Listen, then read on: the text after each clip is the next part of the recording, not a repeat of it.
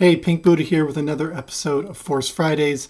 Today we're going to talk about the new drum synth that Akai just dropped on us like a bomb a couple days ago. I have to say that I really don't understand Akai's marketing strategy because they're always like,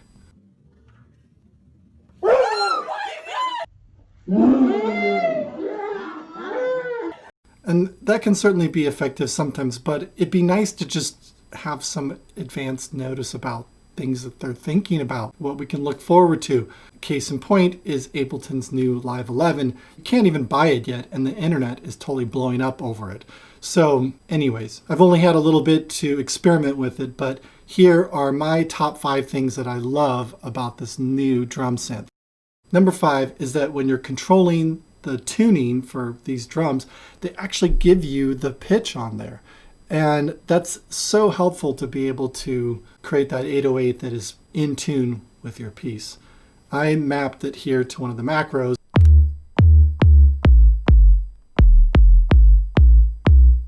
Oh, it's so nice to be able to just see what that is. And when I mapped it to the macros, it shows what the pitch is over here. Looks like you do have to kind of fiddle with it to get it to be right on. If I want it to be right on A, there we go. Okay, number 4 thing that I really like about the new drum synth is the fact that you have more control over the sustain and the decay on here. I mean, that's the things that you really want from analog drums, is that kind of sound design. Instead of searching around for samples like, oh, I need a longer bass drum, and you're scrolling through a list of samples trying to find one. I don't need to find another kick that's longer. I just simply make it longer. So get a lot of control of this. I'm going to crank this up all the way. Total hold, total decay.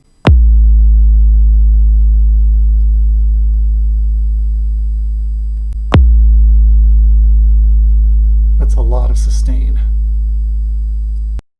Okay, which leads me right into the next thing that I love about this new drum synth. Number 3 is that you have this one-shot control. And here's why that's such an important thing, is that normally if you're playing something like this, every time you hit it, it's going to have the same amount of sustain.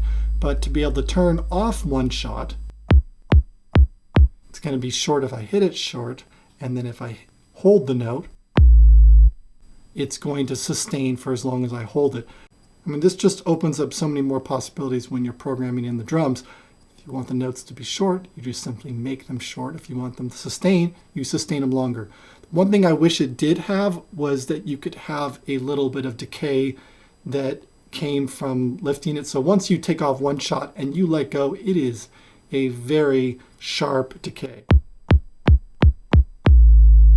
It'd be nice to have the decay controls affect whenever you let go of the note, no matter how long it's holding, so that this is the hold. And then decay is when you let go, so that when you hit it short, you still have some control over the decay, rather than having it be so abrupt. But I'm willing to live with that aspect to have these controls. Okay, number 2 thing that I really love about this new drum synth is this secondary velocity control. Oh, I love this aspect of it. So the second velocity control, I can aim it at any parameter that I want to. So here's an example of how you might use that. I am going to aim the second velocity at the punchiness. Here's the punch all the way up. Here's the punch all the way off. And what I want the sound to do is when I hit it softly, it's going to be this softer sound. And when I hit it harder, I want it to have more of that punch. So I'm going to take the velocity down for the volume, because in some ways this kind of softer, rounder tone is quieter already. So I don't really need to have velocity scaling for the volume because it's accomplishing that from the lack of punch. And then I'm going to move the punch up a little bit more and then increase the velocity for that. I think I'm going to turn this velocity all the way off here.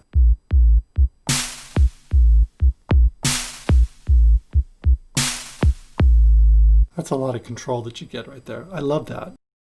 Okay, number one thing that I love about this new drum synth is that you have individual effects that you can put on each one of these. They're basic ones, but they're extremely helpful. Distortion, EQ, and compression. I love putting those kind of things on drums. So here you get to put it on each individual pad. Then you have an overall sort of effects send for the track itself, to have delay, to have diffuser and reverb, and to be able to control the individual pad levels that are going to each one of these effects. And then you get to apply effects on the whole track through the mixer. That's just a lot of individual control that you haven't been able to have on any of the other plugins or tracks on the Force up to this point. You kind of could get that on the different kits where you could go to the pad mixer and put effects on each individual pad, and you could have 4 in each one, which was awesome. You'd have to load them all in there, which kind of is a pain. So I love the fact that the drum synth already has compression, EQ, and the distortion and whatnot already built in there. The stuff I'd want to use anyways. I don't want to go through and start to insert all those things onto every one of these little pads here. Very time consuming. And I don't have any sort of effects that I can use across all these sounds, except if I use one of these effect slots in the overall track and then insert it there. But I'm going to use up several of them. And if you wanted to do exactly what it provided on the drum synth, you'd have to use 3 slots here. So the fact that on this drum synth that they provide you with all these layers of effects control really is amazing. Now there are just 2 things that I don't really like about this drum synth, because what the hell, I'm making a review. You have something that you're going to bitch about. The first one is that down below here, it'd be really nice to be able to have on these labels what it is that I've chosen. So I can click here and then see that it's the kick, the snare, and so on. But when I'm looking at these numbers down below, I don't get a quick way of referencing them. So I think you could eventually learn that if you're going along this way, this is 1 through 4, 5 through 8. Oh, the tom, so that's going to be number 6. Go to 6 drum synth, and then I'm going to find my toms. It'd just be nice if whatever I put into there, it showed up down below. One of the things I do like about this too that I didn't mention before, it doesn't really make it in my top 5, but I like the fact that you can sort of universally switch them out. So it doesn't just need to be a tom or whatever else here. I could change it to whatever I wanted to. So if I wanted to have more rides or claps, let's say, some other kind of clap that I wanted to have in there. If I wanted to have 2 claps, I could put them in there. I don't know if there's a way to change the color on this so it's not blue. I'll have to look that up. There's got to be a way that you can change the colors for the drum synth when you use the multi, but it's not the normal way, so I'll have to dig into that. The other thing that I'd say I wish was the case is that you had more than 8. I mean, it's kind of common to be 16. I'd love to be able to put more slots in here, but you only got 8. And that seems a little silly considering it's a digital plugin. You can program it to do whatever you want to do. I can't imagine that having 8 more slots here would somehow make the computing power of the Force totally fart out and it wouldn't be able to work or would overload the system. Considering that 16 pads is sort of the classic MPC style format, and the fact that the drum synth came out for the MPC2 and it's only going to work on the bottom 8 pads, that seems a little silly to me. Because I'd really love to have a few more toms in there and percussion instruments right at your fingertips.